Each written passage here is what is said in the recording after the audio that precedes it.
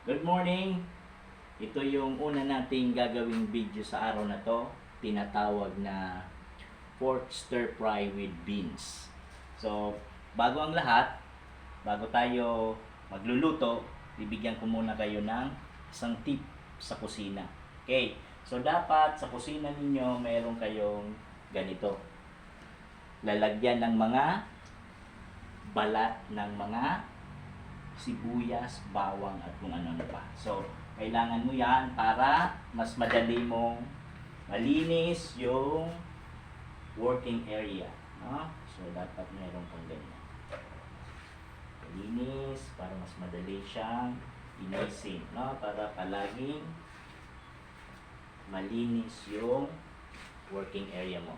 At pangalawa, dapat meron ka rin ng ganito.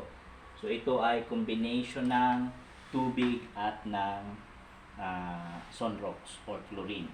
Okay? Para mas madaling mag sterilize ng area. No? So, dapat pero palagi kayong meron ganito. So, para mas malinis yung working area. Okay? So, yan yung tips ko sa inyo. Dapat meron kayong ganito at meron kayong pang-sterilize ng area. Okay. So, okay, let's proceed to our recipe. So, we have here our Baguio beans, our pork, oyster sauce, garlic, onion powder, and that's the ingredients that we will be needed.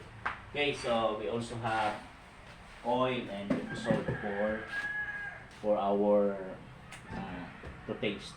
No? Okay, so first thing first, so ang muna natin gagawin, mag-blanch muna tayo, no? So ito yung mga technique and strategy na dapat na ginagawa natin pag nag-stir fry tayo. So first thing, blanching. But before blanching, make sure na yung meat natin na marinate natin. So i-marinate muna natin yung meat para habang nagba-blanch tayo, yung meat natin ay nagkakaroon na ng lasa. Okay? So marinate lang natin yung meat natin sa soy sauce. Okay? So and then lagyan natin ng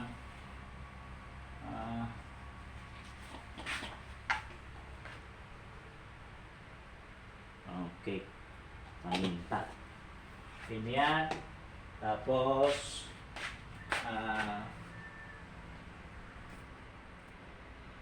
kunting sukal, no? Lagyan natin ng kunting sugar. Kunting-kunti lang. Okay na yan. So, then,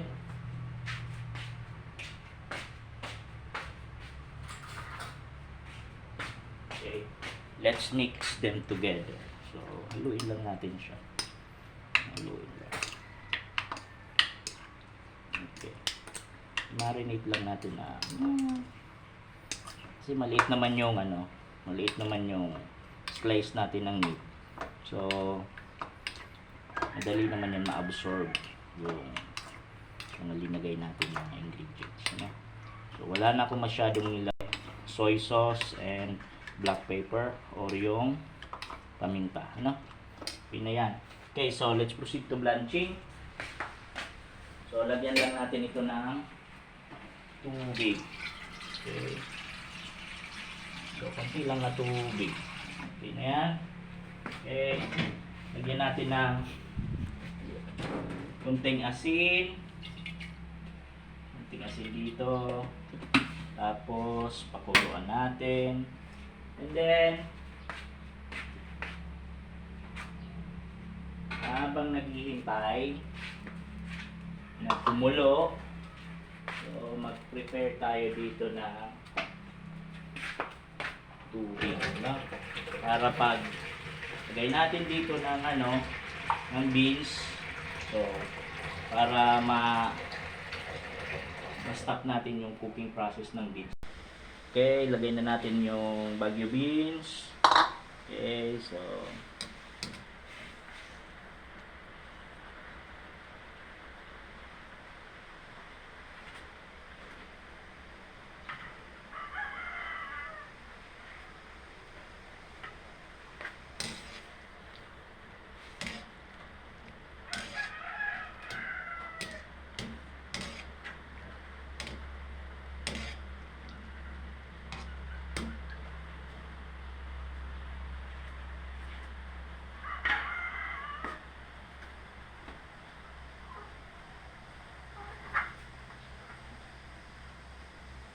okay na to.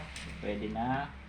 Tapos ilagay natin dito sa tubig na hindi mainit para okay.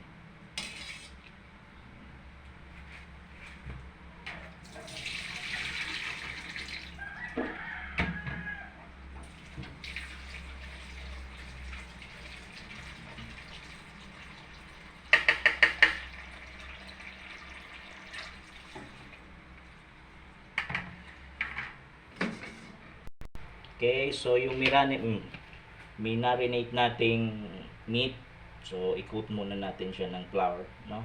Na may cornstarch. Okay. So marinate muna natin. Ay, i-coat muna natin. Okay, so i-coat lang natin siya. So I'm just using pork